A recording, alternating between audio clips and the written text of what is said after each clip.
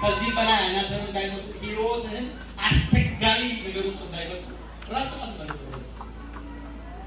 ክርስቶስ ኢየሱስን ማመን፣ ክርስቶስ ኢየሱስን ማወቅ፣ ክርስቶስ ኢየሱስን መረዳት የዛሬ የነገም የዘላለም ዕረፍትና መዳን ነው። እግዚአብሔር የተባረከ ይሁን። ሰው ክርስቶስን እያወቀ በሄደ መጠን ስለ ሰይጣን ማወቅ ሰው ነፃ ያወጣል አይደለም። ከሰይጣን እስራት ለመውጣት ስለ ሰይጣን ማወቅ አይደለም። ኢየሱስን ማወቅ ይፈታል።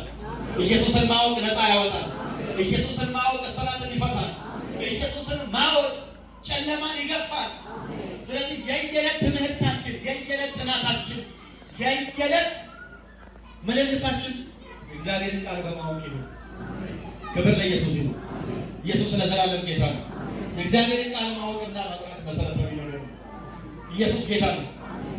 ሃሌሉያ።